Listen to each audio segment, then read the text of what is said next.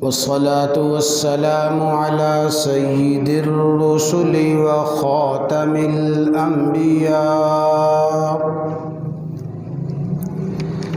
أعوذ بالله من الشيطان الرجيم. بسم الله الرحمن الرحيم. سبحان الذي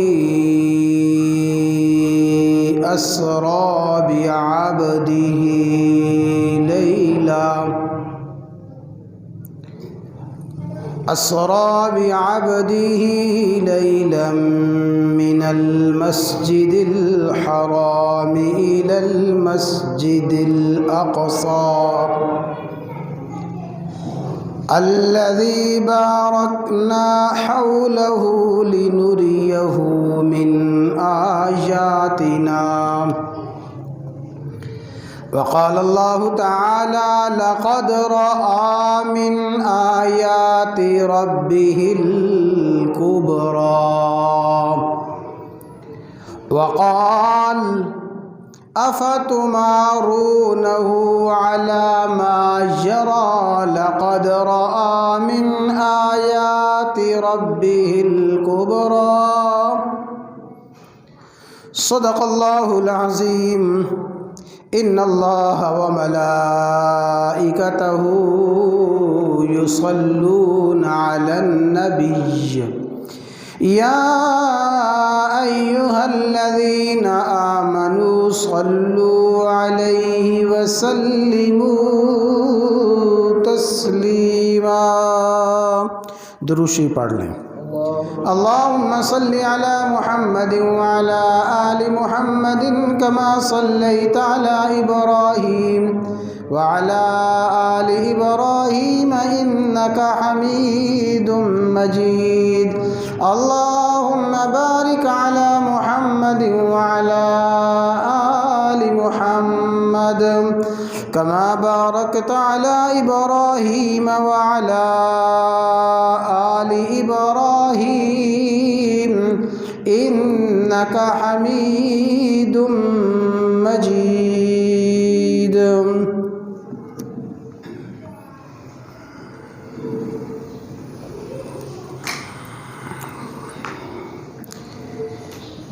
اسلامی مہینوں میں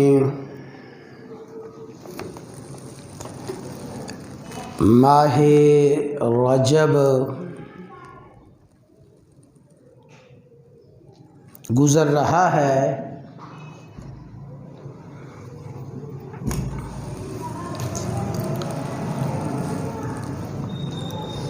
مشہور محققین کی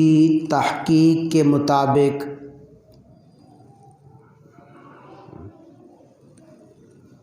اسی ماہ رجب میں وہ عظیم الشان واقعہ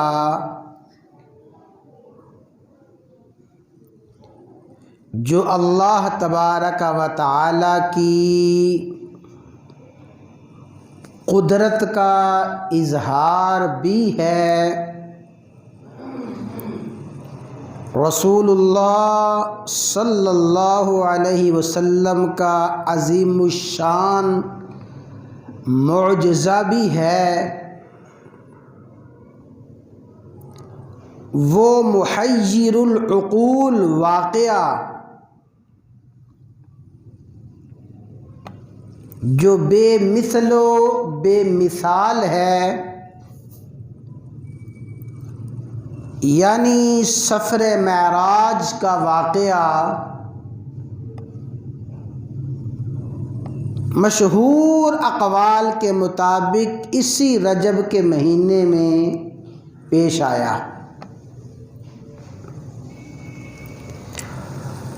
سفر معراج کا تذکرہ اللہ تبارک و تعالی نے قرآن کریم میں بھی فرمایا ہے. رسول اللہ صلی اللہ علیہ وسلم نے اس سفر کا ذکر متعدد احادیث میں فرمایا ہے، کم و بیش 30 صحابہ کرام رضوان اللہ تعالی علیہم اجمعین نے سفر معراج کی روایات کو ذکر فرمایا ہے۔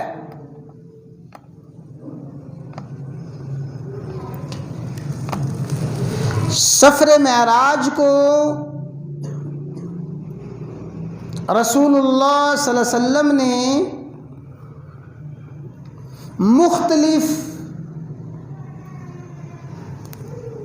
مختلف اوقات میں اور مختلف انداز میں، کبھی کوئی واقعہ سفر معراج کا، کبھی کوئی حصہ، کسی موقع پہ کوئی جز اور کسی موقع پہ کوئی جز بیان فرمایا۔ صحابہ کرام رضوان اللہ تعالی علیہم اجمعین نے بھی اسی ترتیب کے ساتھ، یعنی کسی صحابی نے واقعہ معراج کا کوئی حصہ بیان کر دیا، کسی صحابی نے واقعہ معراج سے متعلق کوئی بات بیان فرما دی، کسی صحابی نے کوئی دوسری بات ارشاد فرما دی۔ اس طرح احادیث میں، روایات میں واقعہ معراج کو مختلف حصوں میں، مختلف انداز میں بیان فرمایا گیا ہے۔ اللہ تعالیٰ نے واقعہ معراج کا ایک مقصد یہ بیان فرمایا، لِنُرِيَهُ مِنْ آیاتنا، کہ ہم نے سفر معراج اس لیے کروایا اور معراج کا سارا سفر اس لیے پیش آیا، لِنُرِيَهُ مِنْ آیاتنا، تاکہ ہم اپنے بندے کو اپنی قدرت کی نشانیاں دکھائیں۔ اور اللہ تعالیٰ نے دوسرے مقام پہ فرمایا، لَقَدْ رَأَىٰ مِنْ آیَاتِ رَبِّهِ الْكُبْرَىٰ، رسول اللہ صلی اللہ علیہ وسلم نے سفر معراج میں اپنے رب کی بڑی بڑی نشانیاں دیکھیں، تو آیات قدرت کا مشاہدہ اور آیات قدرت کا نظارہ، یہ واقعہ معراج کا ایک اہم مقصد ہے۔ عام طور پہ عموماً انداز یہ ہے کہ ہم واقعہ معراج کے اس حصے کو زیادہ بیان کرتے ہیں جس میں رسول اللہ صلی اللہ علیہ وسلم کی عظمتوں کا، آپ کی رفتوں کا اظہار ہے، جس میں رسول اللہ صلی اللہ علیہ وسلم کی بلندیوں کا اور جس میں رسول اللہ صلی اللہ علیہ وسلم کی علو مرتبت اور شان کا ذکر ہے۔ یقیناً یہ بھی واقعہ معراج کا ایک بہت بڑا حصہ ہے، لیکن آج کے خطبہ میں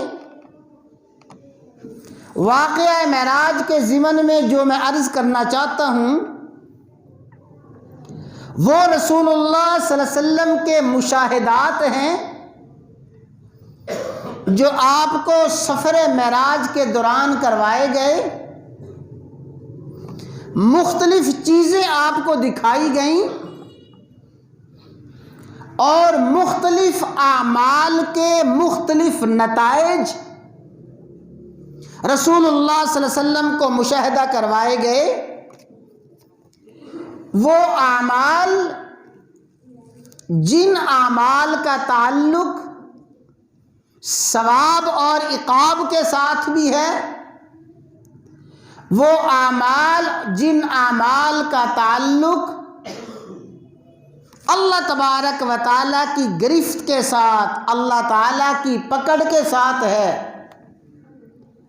وہ اعمال جن کے برے نتائج اور اچھے نتائج سامنے آئیں گے،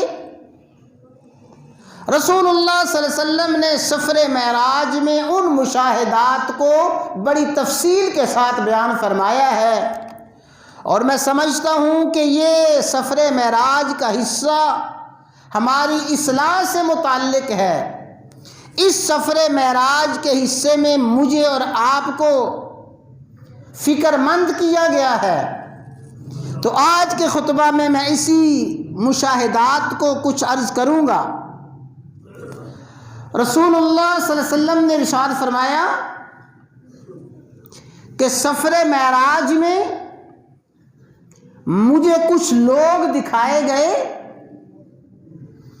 جن کی گرفت اور جن کو عذاب اس طریقے سے دیا جا رہا ہے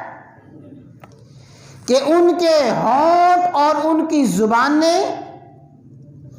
لوہے کی کینچیوں کے ساتھ کاٹی جا رہی ہیں، لوہے کی کینچیاں ان کی زبانوں پہ، ہونٹوں پہ چلائی جا رہی ہیں، جس کے نتیجے میں ان کے ہونٹ کٹ جاتے ہیں، زبانیں کٹ جاتی ہیں، لیکن تھوڑی دیر کے بعد پھر ان کے ہونٹ اور زبان اپنی اصلی حالت میں آ جاتے ہیں، پھر ان کے ہونٹوں کو، ان کی زبانوں کو ایسے ہی لوہے کی کینچیوں سے کاٹا جاتا ہے۔ ان کو یہ سزا مسلسل ہو رہی ہے۔ ہونٹ اور زبان اپنی اصلی حالت میں جو ہی آتے ہیں، پھر ان کے ہونٹوں کو کاٹا جانا شروع کر دیا جاتا ہے۔ اس طرح ان کو سزا دی جا رہی ہے۔ یہ رسول اللہ صلی اللہ علیہ وسلم کو اپنی امت کے کچھ لوگوں کے اعمال کا نتیجہ دکھایا جا رہا ہے، مشاہدہ کروایا جا رہا ہے۔ فرمایا، میں نے جبرائیل امین سے پوچھا، جبرائیل یہ بدقسمت لوگ کون سے ہیں جن کو ایسا دردناک عذاب دیا جا رہا ہے، جن کے ہونٹوں کو، زبانوں کو کاٹا جا رہا ہے، پھر ان کے ہونٹ اور زبان اصلی حالت میں آتے ہیں، پھر کاٹا جاتا ہے، یہ بدقسمت بدنصیب کون سے لوگ مجھے دکھائے جا رہی ہیں؟ اس کے جواب میں جبرائیل امین نے جو بتایا اور جن لوگوں کی نشاندہی کی، احادیث میں وہ دو صفات کے لوگ ہیں۔ فرمایا پہلا شخص تو وہ ہے جو اپنی زبان کے ذریعے فتنہ پھیلاتا ہے، فتنہ پھیلانے والا، لوگوں میں لڑائی جھگڑا پیدا کروانے والا۔ اللہ تعالیٰ نے قوت گویائی دی ہے، بڑا فصیح اللسان ہے، لیکن اپنی قوت گویائی کو اور اپنی زبان کو لوگوں میں فتنہ پھیلانے کے لیے، لوگوں میں جھگڑا پیدا کرنے کے لیے استعمال کرتا ہے۔ اور دوسرا وہ شخص، وہ واعظ، وہ خطیب، وہ مبلغ اور وہ ناصح نصیحت کرنے والا، جو دوسروں کے لیے تو بڑی نصیحت کی باتیں، دوسروں کو بڑی خیر کی باتیں، بھلائی کی باتیں، دوسروں کو نیکی کی باتیں کہتا ہے، لیکن خود ان باتوں پہ عمل کرنے کے لیے تیار نہیں ہے۔ دوسروں کو سچائی کی دعوت دینے والا خود اپنی زبان پہ سچائی لانے کے لیے تیار نہیں، دوسروں کو شرم و حیا کی ترغیب دینے والا، دوسروں کو دیانت اور امانت سکھانے والا، دوسروں کو اچھی باتوں کی تلقین کرنے والا، خود بے عملی کی زندگی گزار رہا ہے، یہ وہ شخص ہے جو آپ کو دکھایا جا رہا ہے۔ ان کے ہونٹوں کو، ان کی زبان کو لوہے کی کینچیوں کے ساتھ کاٹا جا رہا ہے۔ یہ اپنی زبان کے ذریعے فتنہ پھیلانے والے لوگ، اور یہ وہ لوگ ہیں جو خود نیکی کی دعوت دے کر خود اس پہ عمل کرتے نہیں ہیں۔ اَتَأْمُرُونَ النَّاسَ بِالْبِرِّ وَتَنْسَوْنَ أَنفُسَكُمْ، لوگوں کو تو نیکی کی باتیں سکھاتے ہو، لوگوں کو بھلی باتیں، اچھی باتیں سکھاتے ہو، اپنے آپ کو بھول جاتے ہو، اور تم اللہ کی کتاب کی تلاوت کرتے ہو۔ افلا تعقلون، کیا تمہیں عقل نہیں ہے؟ تو جبرائیل امین نے بتایا کہ یہ جن کے ہونٹوں کو، زبانوں کو لوہے کی کینچیوں سے کاٹا جا رہا ہے، یہ وہ بے عمل واعظ اور خطیب ہیں، مبلغ ہیں، اور ہر وہ شخص ہے جو دوسروں کے لیے نصیحت اور دوسروں کے لیے خیر خواہی کرنے والا ہے، اور خود نصیحت کو بھولنے والا ہے، خود نیکی کو بھولنے والا ہے۔ یہ وہ شخص ہیں جو معراج سفر میں آپ کو دکھائے جا رہے ہیں، سفر معراج میں جن کا مشاہدہ کروایا جا رہا ہے۔ فرمایا رسول اللہ صلی اللہ علیہ وسلم نے، میں نے سفر معراج میں ایک شخص کو دیکھا، اس کے سامنے لکڑیوں کا بڑا گٹھا پڑا ہوا ہے، لکڑیوں کا گٹھا پڑا ہے، آگے بڑھ کے اس گٹھے کو اٹھانا چاہتا ہے، اٹھا نہیں سکتا، کوشش کرتا ہے اٹھانے کی، اٹھا نہیں سکتا۔ لیکن عجیب بات یہ ہے کہ پیچھے جا کے اور لکڑیاں پڑی ہیں، ان لکڑیوں کو لا کے پھر اس گٹھے میں ڈالتا ہے، پھر اٹھانا چاہتا، اٹھا نہیں سکتا۔ جو پہلا گٹھا جمع کیا ہوا ہے اس کو اٹھانے سے قاصر ہے، لیکن اور لکڑیاں اکٹھا کرتا جا رہا ہے، اور لکڑیاں اس گٹھے میں لاتا جا رہا ہے۔ جبرائیل امین، یہ کون سا شخص ہے، اور یہ مجھے اپنی امت میں کن افراد کا مشاہدہ کروایا جا رہا ہے، کیا دکھایا جا رہا ہے؟ فرمایا کہ یہ وہ شخص ہے جس کے پاس، جس کے ذمے پہلے ہی لوگوں کی بڑی امانتیں ہیں، پہلے ہی لوگوں کے بڑے حق اس کے ذمے ہیں، پہلے ہی لوگوں کے حقوق اس کے سر پہ ہیں۔ یہ ان حقوق کو تو ادا نہیں کرتا، ان ذمہ داریوں کو تو ادا نہیں کرتا، ان امانتوں کو تو ادا نہیں کر رہا، بلکہ اپنے ذمے اور امانتیں لیے جا رہا ہے، اور لوگوں کے حقوق اپنے ذمے لیے جا رہا ہے۔ مثلا ایک شخص ہے جس نے بہت سے لوگوں کا قرضہ دینا ہے، فلاں کا بھی قرضہ دینا ہے، فلاں کا بھی دینا ہے، فلاں کا بھی دینا ہے، اور اس سے بدتر شخص وہ جس نے اپنے ایک بھائی کا حق مار لیا ہے، اپنے ہمسائے کا حق دبائے بیٹھا ہے، اپنے رشتہ دار کا حق دبائے بیٹھا ہے، کسی کا حق دبایا، کسی کا حق دبایا، اور کسی کا قرضہ لیے بیٹھا ہے۔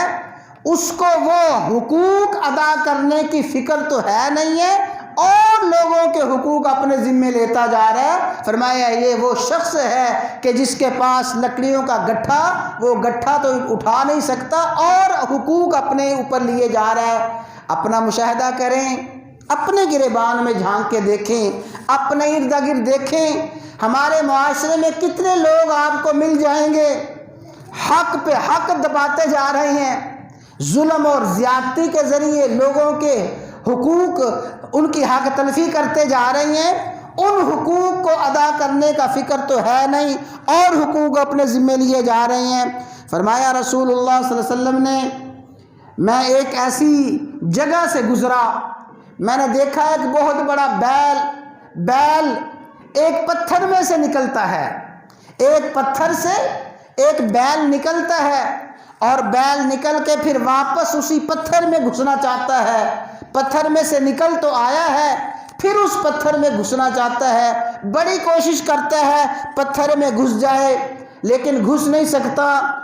جبرائیل امین نے بتایا یہ آپ کی امت کا وہ شخص ہے جو زبان سے کوئی بات ادا کرتا ہے، زبان سے کوئی دعویٰ کرتا ہے، جب دیکھتا ہے کہ میری زبان سے نکلی ہوئی بات پہ لوگ مشتعل ہو گئے ہیں، میری زبان سے نکلی ہوئی بات پہ لوگوں کا بڑا سخت رد عمل آیا ہے، پھر نادم ہو کر اپنی اس بات کو واپس لینا چاہتا ہے، لیکن زبان سے نکلی ہوئی بات کیسے واپس لی جا سکتی ہے؟ ہمارے اکابرین میں بہت بڑے اللہ والے گزرے ہیں، مولانا غلام غوث ہزاروی رحمہ اللہ تعالی، ممبر بھی، اسمبلی کے ممبر بھی رہے۔ ان کے حالات زندگی میں آتا ہے کہ وہ قومی اسمبلی کے فلور پہ کوئی بات کہہ رہے تھے، انہوں نے اپنی بات کہی تو اس وقت کے اسپیکر نے کہا مولانا آپ کے یہ الفاظ غیر پارلیمانی ہیں، آپ ان الفاظ کو واپس لیں۔ تو انہوں نے کیا فرمایا کہ جناب اسپیکر مجھے یہ تو پتہ ہے کہ الفاظ زبان سے بولے جاتے ہیں، واپس کیسے لیے جاتے ہیں یہ مجھے کوئی نہیں پتا۔ زبان سے جو الفاظ نکلے ہیں وہ واپس نہیں ہو سکتے۔ تو فرمایا میں نے وہ شخص دیکھا، میں نے وہ بیل دیکھا، اس پتھر میں دوبارہ گھسنا چاہتا ہے، گھس نہیں سکتا۔ یہ وہ شخص ہے جو زبان سے الفاظ ادا کرتا ہے، کوئی بات کہتا ہے، پھر پریشان اور نادم ہو کر اس بات کو واپس لینا چاہتا ہے، واپس نہیں لے سکتا۔ اور فرمایا کہ میں نے دیکھا کہ کچھ لوگ ایسے ہیں جو جہنم کے گرم پتھر کھا رہے ہیں، زقوم کا درخت کھا رہے ہیں، اور وہ زقوم کا درخت اور گرم پتھروں سے اپنے پیٹ بھر رہے ہیں۔ جبرائیل امین نے بتایا یہ وہ لوگ ہیں جو اپنے مالوں کی زکوٰۃ ادا نہیں کرتے تھے، یہ وہ لوگ ہیں جو اپنے مالوں میں سے صدقات نہ نکالتے تھے، یہ وہ معراج کے مشاہدات ہیں، یہ رسول اللہ صلی اللہ علیہ وسلم کو وہ علامات اور نشانیاں دکھائی جا رہی ہیں کہ ان اعمال کا نتیجہ یہ ہے، ان اعمال کا نتیجہ یہ ہے۔ اور یقیناً اللہ کے حبیب کو جو کچھ دکھایا جا رہا ہے حق اور سچ دکھایا جا رہا ہے۔ فرمایا میرا گزر ایسی قوم پہ ہوا، وہ بدقسمت لوگ، ان کے سامنے ایک طرف تر و تازہ بھونا ہوا خوشبودار کھانا پڑا ہوا ہے، بھونا ہوا گوشت پڑا ہوا ہے، صاف ستھرا کھانا پڑا ہے، اور دوسری طرف وہ بدبودار گوشت ہے، وہ سڑا ہوا کھانا اور بدبودار کھانا پڑا ہوا ہے۔ ایسی قسمت کے مارے ہیں اس خوشبودار کھانے کو اور بھنے ہوئے کھانے کو تو چھوڑ رہے ہیں، اور وہ سڑا گلا سڑا کھانا کھا رہے ہیں، بدبودار کھانا کھا رہے ہیں۔ تو فرمایا جبرائیل امین نے مجھے بتایا کہ یہ آپ کی امت کے وہ مرد و عورت ہیں جن کو اللہ تعالیٰ نے اپنی خواہشات پورا کرنے کے لیے حلال ذریعہ رکھا ہے، بیویاں ہیں، بیویوں کے خامد ہیں، لیکن یہ وہ بدقسمت ہیں جو اپنے حلال کو چھوڑ کے حرام کی طرف جاتے ہیں، حرام طریقے سے اپنی خواہشات کو پورا کرتے ہیں۔ آپ کو آپ کی امت کے یہ وہ لوگ دکھائے گئے ہیں۔ یاد رکھیں اللہ تعالیٰ نے خواہشات کی تکمیل اور خواہشات کو پورا کرنے کے لیے حلال ذرائع جو رکھے ہیں، وہ کوئی بھی خواہش ہو، وہ جنسی خواہش ہو،